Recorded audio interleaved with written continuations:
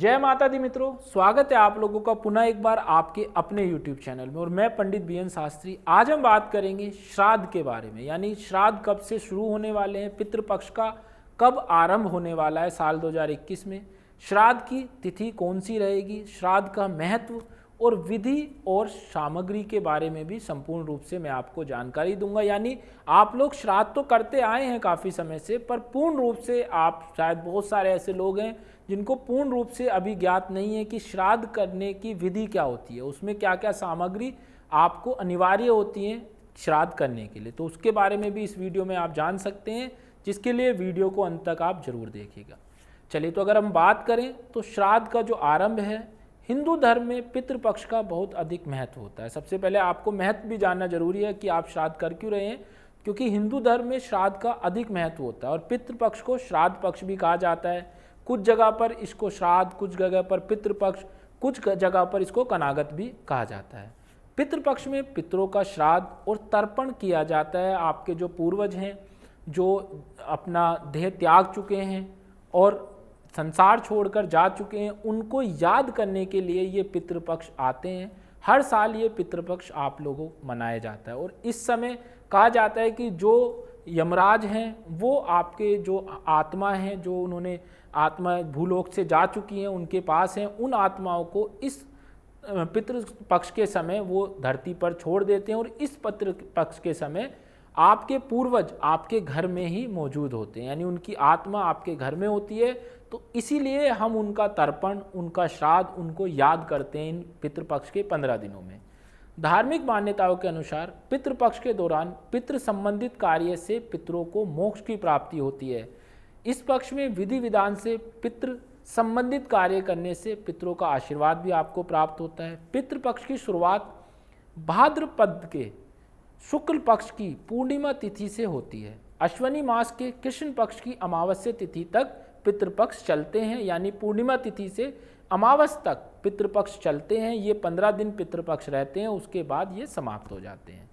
पितृपक्ष आरंभ तारीख क्या है, तिथि क्या है, उसके बारे में मैं आपको बता देता हूँ। साथ ही साथ पितृपक्ष की विधि और सामग्री भी मैं आपको बता देता हूँ। पितृपक्ष का आरंभ और समापन जो तारीख है वो है साल 2021 में 20 सितंबर को पितृपक्ष आरंभ होंगे और 6 अक्टूबर को पितृपक्ष का समापन हो जाएगा। पितृपक्ष में जो मृत्यु की तिथि के अनुसार श्राद्ध किया जाता है, यानी जब आप श्राद्ध करते हैं पितृपक्ष में, तो ये श्राद्ध उस तिथि के अनुसार किया जाता है जिस तिथि में आपके परिजनों की मृत्यु हुई है, उन्होंने देह त्याग किया है। उनके जो तिथि उस समय मृत्यु के समय बनती है, उस तिथि के अनुसार ये 15 दिनों में उसी तिथि पर उनका श्राद्ध भी मनाया जाता है। जैसे किसी की प्रथम तिथि थी, द्वितीय तिथि थी, या पूर्णिमा थी, या अमावस्या थी, तो उस समय ही उनका श्राद्ध मनाया जाता है। और वो लोग जिनको अपनी तिथि नहीं पता होता, आपने पूर्वजों की जो मृत्यु के समय, देह त्याग के समय आपको तिथि नहीं मालूम है, तो उसके लिए अमावस्या की तिथि पर आप श्राद्ध कर सकते हैं। यानी उन लोगों का जिनका आपको ज्ञात नहीं है, उनका श्राद्ध आप अमावस्या पर संपन्न कर सकते हैं। वो भी श्राद्ध संपूर्ण रूप से मान्य होता है। और अगर हम बात करें पितृपक्ष में श्राद्ध की तिथियों के बारे में, तो जो पहली तिथि आएगी 20 सितंबर को पूर्णिमा श्राद्ध कहलाती है। यानी जो 20 सितंबर को श्राद्ध आरंभ हो रहे हैं वो पूर्णिमा श्राद्ध होता है 20 सितंबर 2021 को। प्रतिपदा श्राद्ध होता है 21 सितंबर 2021 को। द्वितीय श्राद्ध होता है 22 सितंबर 2021 को। तृतीय श्राद्ध जो होगा वो 23 सितंबर 2021 को होगा। चतुर्थी श्राद्ध 24 सितंबर 2021 को। पंचमी श्राद्ध 25 सितंबर 2021 को। और साल 2021 में 26 सितंबर को कोई भी श्राद्ध की तिथि नहीं है, यानी कि जो श्राद्ध है 26 तारीख को किसी का भी श्राद्ध आप लोग नहीं मनाना है। षष्ठी श्राद्ध जो रहेगा वो 27 सितंबर 2021 को। सप्तमी श्राद्ध 28 सितंबर 2021 को।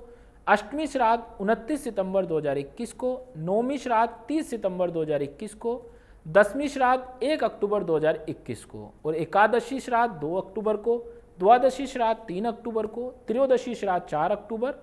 चतुर्दशी श्राद्ध 5 अक्टूबर और अमावस्या 6 अक्टूबर, यानी 20 सितंबर से 6 अक्टूबर तक ये श्राद्ध की तिथि हैं। इन तिथि के अनुसार जब आपके पूर्वजों का देहांत हुआ है, उन्होंने देह त्यागा है, उसके अनुसार आप इन तिथियों पर उनका श्राद्ध मना सकते हैं। अब पितृपक्ष का महत्व भी आप लोगों को जानना अनिवार्य है, क्योंकि आप चलते आ रहे हैं, बताया जा रहा है, आप उसी प्रकार मनाते आ रहे हैं, पर आपको नहीं मालूम कि मनाते क्यों हैं।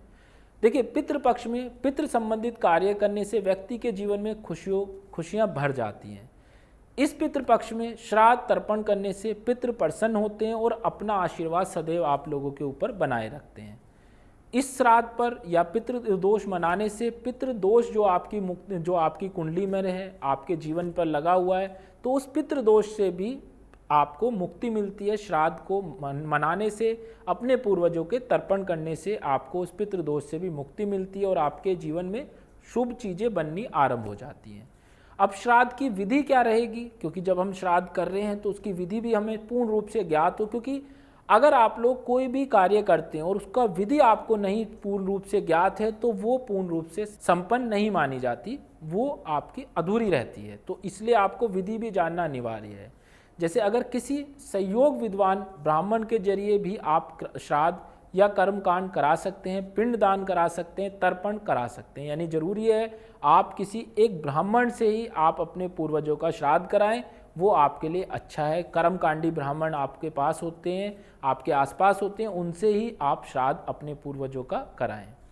दूसरी जो बात है वो है श्राद्ध कर्म में पूरी श्रद्धा से ब्राह्मणों को दान दिया जाता है। ब्राह्मणों को खुश करके ही आप अपने घर से विदा करें श्राद्ध करने के बाद। साथ ही यदि किसी गरीब ज़रूरतमंद की सहायता भी आप कर सकते हैं तो श्राद्ध के दिन या अपने पूर्वजों की पुण्यतिथि के दिन वो आप कार्य जरूर करें।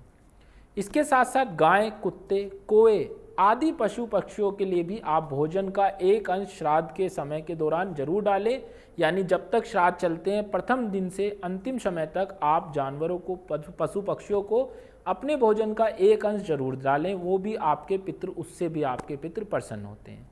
यदि संभव हो तो गंगा नदी के किनारे पर आप श्राद्ध कर्म करवाना अनिवार्य है। अगर आप चाहें तो करवा सकते हैं, अगर संभव हो। कोई ऐसा नहीं है कि जरूरी है वहीं जाकर उनको अच्छा लगेगा। अगर आप पे है, आप संभव हैं, आपकी बनता है, आप करा सकते हैं, तो आप गंगा नदी के किनारे ही जाएं।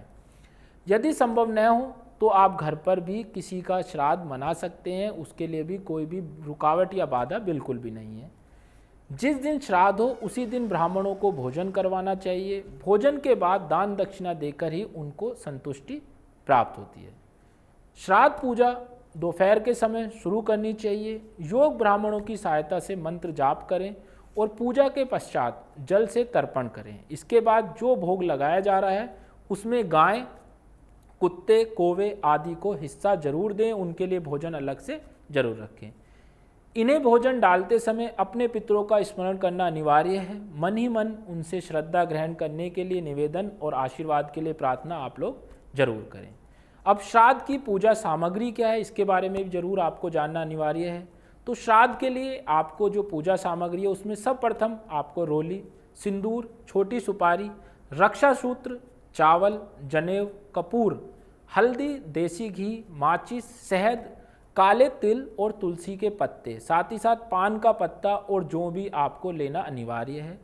हवन सामग्री, क्योंकि जब श्राद्ध होता है तो घर में हवन भी होता है आपके पूर्वजों के लिए, तो उसमें आपको गुड़, मिट्टी का दिया, रुई की बत्ती, अगरबत्ती, दही और जौ का आटा, और अगर गंगा जल, खजूर, केला और सफ़ेद फूल, उड़द, गाय का दूध, घी, खीर और आपको चावल भी रखने अनिवार्य हैं। तो ये सभी विधि विधान हैं जिसे करके आप अपने पूर्वजों को प्रसन्न कर सकते हैं, उनका तर्पण कर सकते हैं और आप अपने पूर्वजों का आशीर्वाद भी ग्रहण कर सकते हैं श्राद्ध के दौरान। तो आज के लिए इतना ही, मिलते एक नई वीडियो में नई चीज़ों के साथ। जय माता दी मित्र।